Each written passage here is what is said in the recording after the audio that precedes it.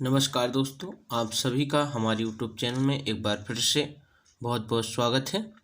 आज के इस वीडियो में हम ZIFT, जिसका पूरा नाम है जाइगोट इंट्राफैलोपियन ट्रांसफ़र, हिंदी में युग्मनज अंतः अंडवाहिनी डिंबवाहिनी या इसी को कह सकते हैं स्थानांतरण।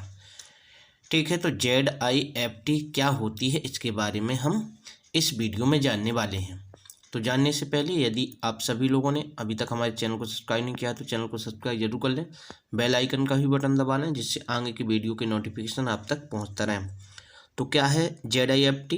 तो ZIFT जो है यह एक प्रकार की क्या है सहायक जनन प्रौद्योगिकी की एक क्या है तकनीकी है, जिसमें जो निसंतान होते हैं वह दंपति जैसे पति पत्नी हैं तो निसंतान होते हैं तो उनको इस विधि की सहायता से संतान प्राप्ति की एक आशा की किरण जागती है।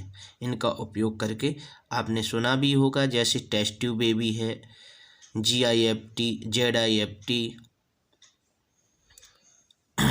ठीक है, और एक होती है ICSI इंट्रासाइटोप्लाज्म स्पर्म इंजेक्शन, तमाम है IUT। ठीक है, तो ये तमाम होती हैं, लेकिन आज इस वीडियो में हम केवल ZIFT के बारे में हम क्या करेंगे, चर्चा करेंगे। तो क्या होती है ZIFT?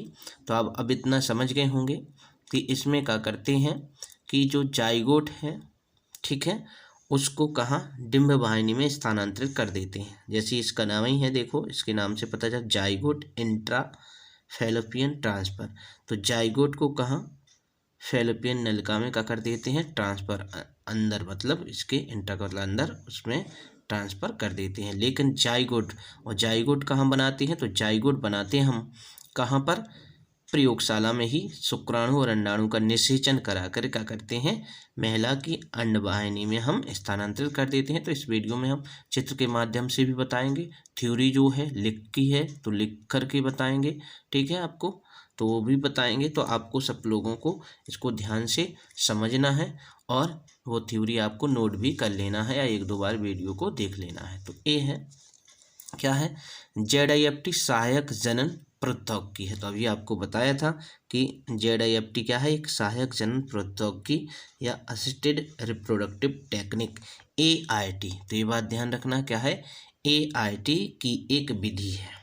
तो किसकी विधि है ये? ZIFT जो है सहायक जनन प्रौद्योगिकी या AIT की एक विधि होती है, क्योंकि बहुत सारी विधियां हैं आपको अभी बताई हमने, तो एक एक करके हम एक एक वीडियो में आपको सब विधियां बताएंगे। इस विधि द्वारा बाध्यता से पीड़ित दंपतियों में संतान उत्पन्न की जाती हैं।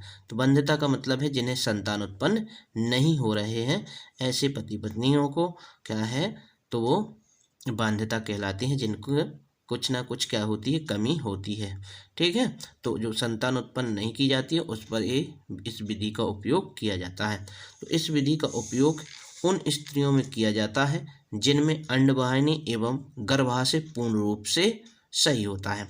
तो देखो इस विधि का उपयोग कब कर सकते हैं हम? जब अंडवाहिनी क्या हो, सही हो, और गर्भाशय भी सही हो।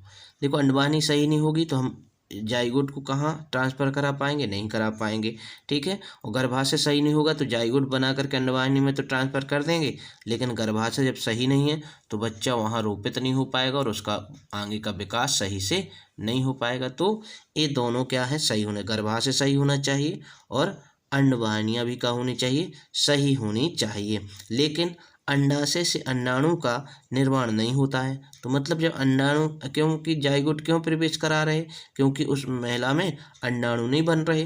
जब अंडाणु नहीं बन रहे तो दूसरी दाता महिला से क्या करते हैं, अंडाणु को ले लेते हैं दूसरी महिला से, तो ले लेते हैं और प्रयोगशाला में इनके पति के शुक्राणु द्वारा निषेचन करा करके इस महिला के अंदर जो फैलोपियन नलिका उसमें ट्रांसफ़र कर देते हैं।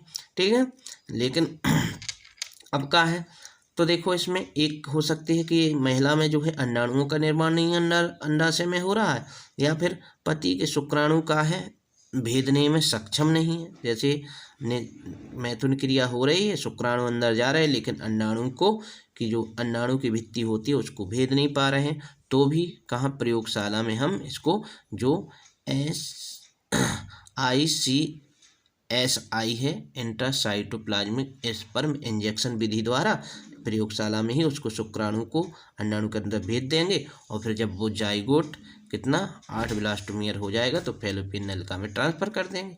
तो ये हो सकता है। तो 2 कारण हो सकते हैं, लेकिन फैलोपियन नलिका और गर्भाशय पूर्ण सही होना चाहिए। अंडाशय में अंडाणु नहीं बनेगा तो दूसरी महिला से प्राप्त कर लेंगे। और पति में अगर शुक्राणु ऐसे हैं कमज़ोर हैं जो अंडाणु को नहीं भेज पा रहे हैं तो हम कौन से ICSI इंट्रासाइटोप्लाज्म स्पर्म इंजेक्शन की सहायता से प्रयोगशाला में हम उसको क्या करेंगे, जाइगोट के अंदर प्रवेश करा देंगे, अंडाणु के अंदर क्या करा देंगे, प्रवेश करा देंगे, जिससे क्या बन जाएगा, जाइगोट का निर्माण हो जाएगा। और जाइगोट जब 8 कोशिकीय या ब्लास्टोमियर्स हो जाएगा तो उसको हम फैलोपियन नलिका में क्या कर देते हैं, ट्रांसफ़र कर देते हैं। ठीक है, तो आगे देख लेते हैं। अब आगे क्या है, तो ये है इसकी मुख्य विधि है कि क्या करना है। तो आप यहाँ से भी लिख सकते हैं पेपर में, ठीक है, वो आगे की है, पूरी डिटेल में बताई गई है आपको। तो इस विधि में पुरुष से शुक्राणु, ठीक है, पुरुष से क्या प्राप्त करते, शुक्राणु, एवं माता या दाता स्त्री से, माता से प्राप्त कर लेंगे या फिर दाता स्त्री से अंडाणु को पृथक करके, मतलब पृथक कर लेंगे और प्रयोगशाला में क्या करेंगे, निषेचन कराकर जाइगोट का निर्माण करते हैं। तो क्या किया देखो, इस विधि में पुरुष से का शुक्राणु, माता या दाता स्त्री से का अंडाणु को पृथक करके कहाँ पर निषेचन करा रहे, प्रयोगशाला में निषेचन कराकर क्या करते हैं, जाइगोट बना लेते हैं। और जब जाइगोट कितना 8 ब्लास्टोमियर्स हो जाता है, 8 ब्लास्टोमियर का मतलब जाइगोट के अंदर 8 कोशिकाएं बन जाती हैं। तो उन जो कोशिकाओं को ही हम क्या कहते हैं, ब्लास्टोमियर कहते हैं। तो 8 ब्लास्टोमियर्स की अवस्था में होता है, मतलब जाइगोट जब कितनी अवस्था में आ जाता, 8 ब्लास्टोमियर्स की अवस्था में आ जाता, मतलब 8 कोशिकाएं बन जाती हैं।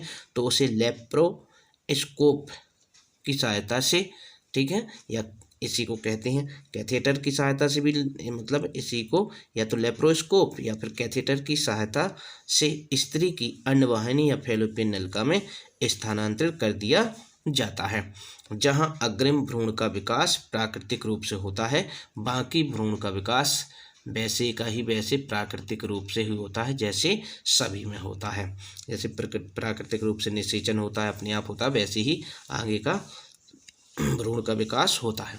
अब चित्र के माध्यम से भी इसको देख लेते हैं। तो देखो ये है, अब क्या फैलोपियन नलिका है, क्या है, तो ये बताया। तो ये होती है पूरा ये जो मादा जनन तंत्र, जिसमें ये क्या होते हैं, ये हैं अंडाशय या ओवरी कहते हैं। और ओवरी से ही प्रारंभ होकर के ये जो जाती हैं इन्हें फैलोपियन नलिका या डिम्बवाहिनी या अंडवाहिनी कहते हैं। तो फैलोपियन ट्यूब हो गई। और ये जो होता है नाशपाती के आकार का क्या होता है, गर्भाशय होता है। और ये वेजाइना है, ठीक है। तो इतनी चीज़ें होती हैं। तो ये फैलोपियन नलिका, हमें इस नलिका में क्या करना है, एक जोड़ी होती हैं। तो ये 2 हैं, इस साइड और इस साइड। तो इसमें क्या है, यहाँ पर पहुँचाना हमें इस नलिका में क्या, जाइगोट को। तो अब देख लेते हैं, यहाँ जो आपको दिखा है ये फर्टिलाइजेशन कराया गया, कहाँ कराया गया है, टेस्ट ट्यूब में कराया गया है, या मतलब प्रयोगशाला में टेस्ट ट्यूब में कराया गया है। तो देखें, टेस्ट ट्यूब बेबी भी सुना होगा, तो इन्हीं को हम टेस्ट ट्यूब बेबी के नाम से भी जानते हैं। तो ये क्या है, स्पर्म है, जो किससे, पुरुष से प्राप्त किया गया है या पति से प्राप्त किया गया। ये अंडाणु जो है किससे जो पत्नी है या फिर अन्नदाता स्त्री से क्या प्राप्त किया गया है। प्लस लगा है तो मतलब इनका क्या किया गया है, संलयन। संलयन को ही क्या कहते हैं, निषेचन। निषेचन कराएंगे तो क्या बन जाएगा, ये बन जाएगा जाइगोट। जब जाइगोट बन जाएगा, और जाइगोट कितनी अवस्था हो जाएगा, 8 ब्लास्टोमियर्स या 8 कोशिकीय हो जाएगा। तो हम कैथेटर का मतलब ये नली सी होती है कैथेटर, तो यहाँ से ऐसे प्रवेश कराते हैं, ठीक है, या यहाँ योनि से भी प्रवेश करा सकते हैं। तो कैथेटर की सहायता से क्या किया है, जो ये जाइगोट प्रयोगशाला में बना था उसको हमने कैथेटर में रख करके क्या कर दिया है, यहाँ किसमें, जो फैलोपियन नलिका है, डिम्बवाहिनी अंडवाहिनी, उसके अंदर प्रवेश करा दिया है। अब आगे का विकास स्वतः ही होगा, ठीक है। या फिर हम क्या होती है, जो लेप्रोस्कोप होती है, लेप्रोस्कोप की सहायता से भी, लेप्रोस्कोप क्या है, एक विधि होती है जिसमें एक नली के माध्यम से क्या है, इसमें पहुंचाया जाता है। तो इस प्रकार से ये है क्या, ZIFT, zygote intra fallopian transfer. तो इसे हम क्या कहते हैं, जाइगोट इंट्राफैलोपियन ट्रांसफ़र या फिर युग्मनज अंतर्डिम्बानी स्थानांतरण। ठीक है, तो इस प्रकार से हमने समझा है, इसको हमें याद कर लेना है। इंटरमीडिएट के छात्रों के लिए ये टिप्पणी लिखने के लिए इस पर हमेशा ही आती है।